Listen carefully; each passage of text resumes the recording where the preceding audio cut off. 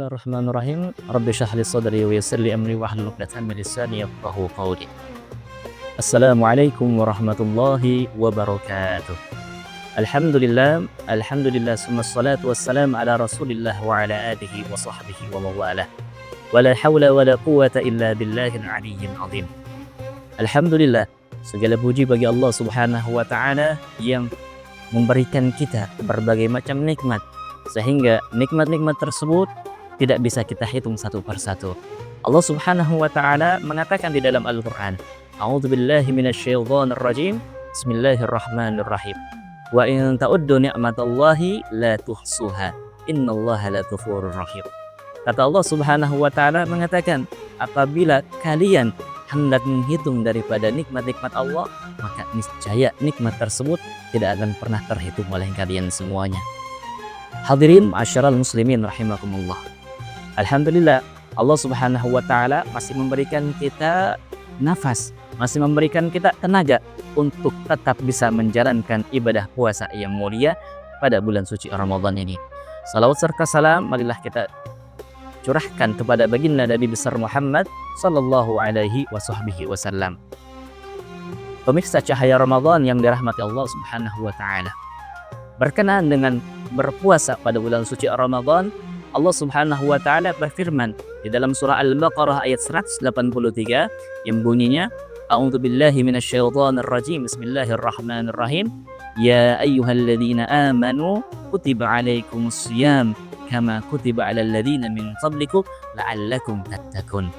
Kata Allah Subhanahu wa taala mengatakan di dalam Al-Qur'an bahwasanya wahai orang-orang yang beriman, diwajibkan atas kamu berpuasa sebagaimana diwajibkan atas orang-orang sebelum kamu. Tujuannya satu, kata Allah Subhanahu wa taala, yaitu adalah agar kamu bertakwa. Nah, targetnya di sini sudah jelas bahwa tujuan puasa yang diwajibkan oleh Allah Subhanahu wa taala kepada kita, tujuannya hanya satu, adalah tentang ketakwaan. Ketakwaan, apa itu yang dimaksud dengan takwa? Takwa ini adalah imtisal awamirillah wajtinabu nawahihi, ibtigha mardatillah Subhanahu wa taala. Dikatakan oleh para ulama bahwa yang namanya takwa adalah mengikuti dan mematuhi perintah-perintah Allah Subhanahu wa taala dan juga menjauhi daripada larangan-larangannya, yaitu semata-mata untuk mengharap dan mencari keridhaan dari Allah Subhanahu wa taala.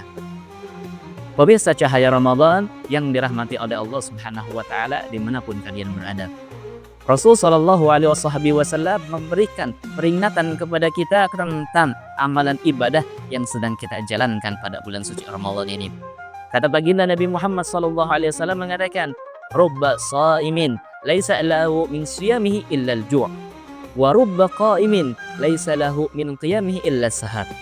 Kata baginda Nabi sallallahu alaihi wasallam, betapa banyak orang-orang yang menjalankan ibadah puasa, namun mereka tidak mendapati daripada ibadah puasanya melainkan hanya rasa lapar dan rasa haus saja. Dan betapa banyak orang-orang yang menjalankan daripada salat tarawih, daripada qiyamul lail, salat tahajud, namun mereka tidak mendapati dari amalan ibadah yang mereka kerjakan melainkan hanya rasa lelah semata. Nah, di sini Nabi SAW menegaskan kepada kita bahwa belum tentu amalan ibadah yang kita perbuat, yang kita kerjakan itu mendapatkan pahala langsung dari Allah Subhanahu wa taala. Alasannya kenapa?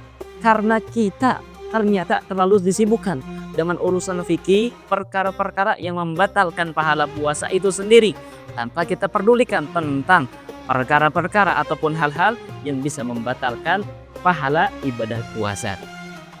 Di sini Nabi SAW menjelaskan dan juga mengumpamakan bahwasanya asyamu junnatun, puasa itu adalah perisai, adalah tameng. Fa idza kana yaumu shaumi ahadikum fala yarfus wala yaskhab.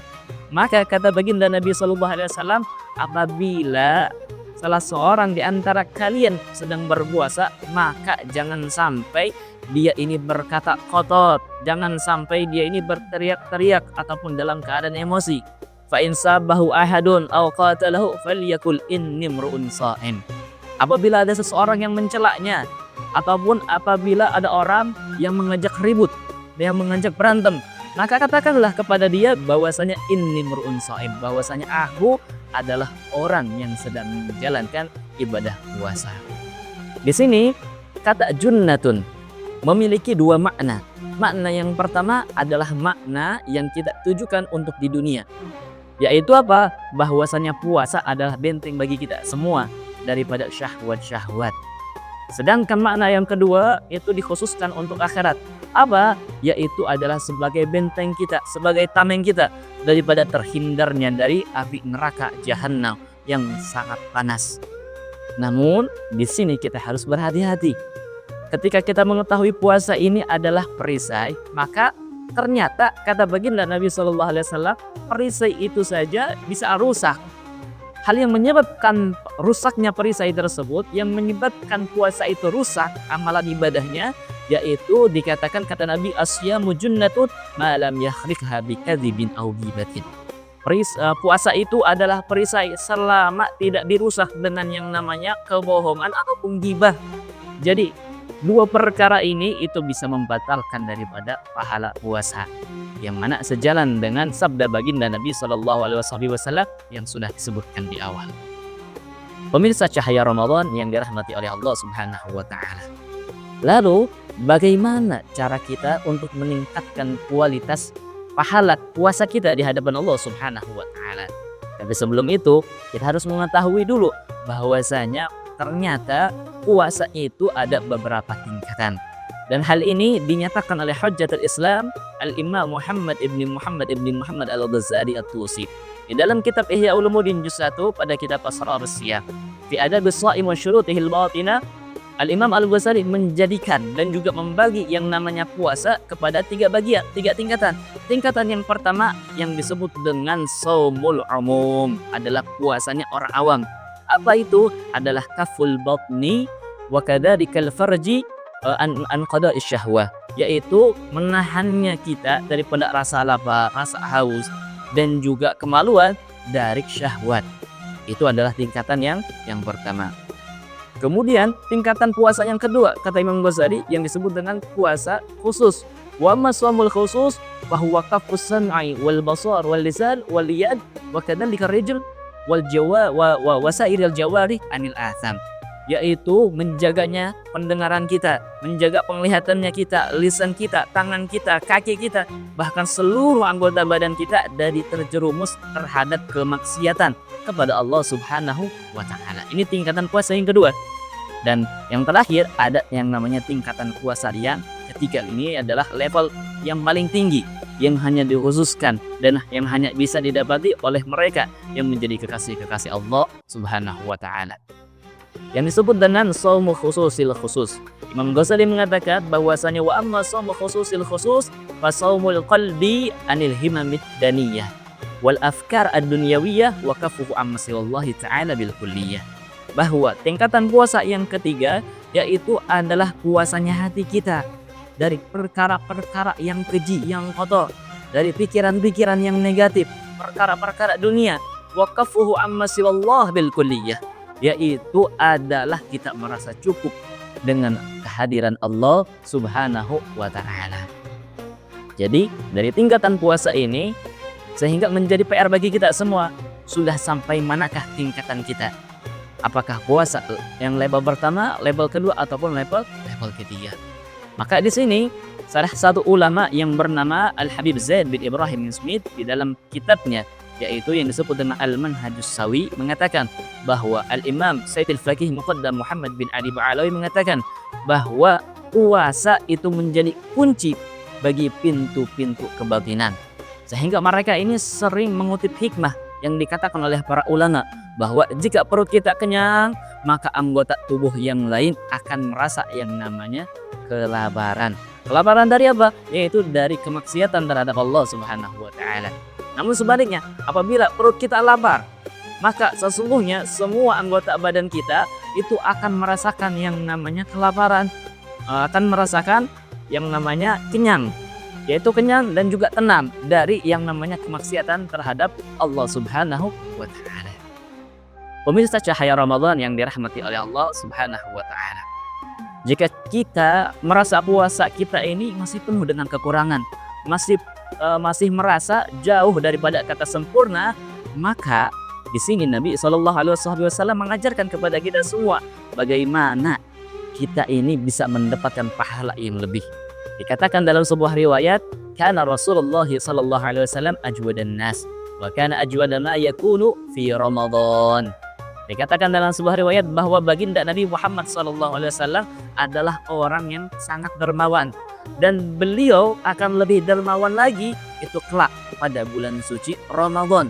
Tujuannya jelas, yaitu karena pada bulan suci Ramadan semua amalan ibadah kebaikan kita akan dilipat gandakan oleh Allah Subhanahu wa taala. Bahkan Nabi sampai mengatakan, "Man fattara shaiman kana lahu mislu ajrihi." Barang siapa nih, kata Nabi Muhammad, yang memberikan makan kepada orang yang berbuka puasa, maka baginya pahala seperti orang yang menjalankan ibadah puasa itu sendiri. Ghairu annahu la yanqusu min ujurihim syai'an, kata Nabi Muhammad. Bahkan pahalanya tidak dikurangi sedikit pun. Sama persis dengan orang yang menjalankan ibadah puasa. Dan perkara kedua ataupun hal kedua yang bisa meningkatkan kualitas ibadah kita pada bulan suci Ramadan, yaitu adalah interaksi kita dengan Al-Qur'an. Di sini Nabi SAW mengatakan, "Iqra'ul Qur'an fa innahu ya'ti yaumil qiyamah syafi'an li ashabi." Bacalah oleh kalian Al-Qur'an, karena sesungguhnya Al-Quran itu kelak akan menjadi pensyafaat kepada kalian di hari kiamat. Bahkan di dalam riwayat yang lain, baginda Nabi SAW sampai mengatakan, "Asyam wal Quran yashfa'ani yaumal qiyamah." Bahwasanya nanti puasa dan juga Al-Quran itu akan memberikan kita syafaat pada hari kiamat. Maka yaqulu siyam, puasanya akan berkata, "Ay Rabb, wahai Tuhanku," di hadapan Allah Subhanahu wa taala, "Mana'tuhu ta'am wa syahwat bin nahar fasyafi'ni fi." Wahai Tuhanku, aku telah mencegah si fulan daripada makan, daripada minum, dan juga syahwat-syahwat yang lain pada siang hari bulan Ramadan. Dan juga Al-Quran tidak mau kalah. Al-Quran mengatakan, "Wa yaqulul Quran, ya Rabb, mana'tuhu an-naum bil-lail fasyafi'ni fi." Wahai Tuhanku, aku juga telah mencegah dia daripada tidur, daripada rasa lapar, rasa haus, dan juga rasa kantuknya itu pada malam hari. Maka fasyafi'ni bih, maka berikanlah aku izin, kata Al-Quran, untuk memberikan dia syafaat. Qala fayusyaffa'an. Maka di sini kata Nabi SAW, keduanya yaitu baik puasa dan juga Al-Quran ternyata diberikan izin oleh Allah Subhanahu wa taala untuk bisa memberikan syafaat kepada orang tersebut, yaitu yang menjalankan ibadah puasa dengan benar, dengan baik, dan juga yang senantiasa selalu membaca Al-Quran. Pemirsa cahaya Ramadan yang dirahmati Allah oleh Allah Subhanahu wa taala. Maka kesimpulan daripada adanya tausiah ini yaitu marilah kita jadikan sisa hari di bulan suci Ramadan ini sebagai momentum untuk melakukan yang namanya audit diri, yaitu meningkatkan kualitas ibadah kita terhadap Allah Subhanahu wa taala. Jangan sampai kita sia-siakan. Ini adalah momentum yang sangat baik yang ditunggu oleh kaum mukminin dan juga kaum muslimin. Maka semoga apa yang kita dengar, apa yang disampaikan tadi itu insya Allah bermanfaat bagi kita semua. Amin ya rabbal alamin. Dan yang terakhir, sebelum saya akhiri, saya di sini mengajak daripada bapak-bapak, ibu-ibu, dan juga rekan-rekan sekalian untuk senantiasa menghadiri daripada acara puncak doa syukuran dan haul akbar daripada guru kami semua, yaitu adalah Kiai Haji Ahmad Dimyati, pendiri daripada pesantren modern Darul Ulum Lido, yang insya Allah akan dilaksanakan pada tanggal 27 Juli mendatang. Maka semoga kita semua itu diberikan umur panjang oleh Allah Subhanahu wa taala dan kesehatan sehat wal afiat, sehingga kita bisa menghadiri daripada acara tersebut dan juga mengambil keberkahan daripada sahibul haul. Amin ya rabbal alamin. Wa hakadha wal afu minkum. Assalamualaikum warahmatullahi taala wabarakatuh.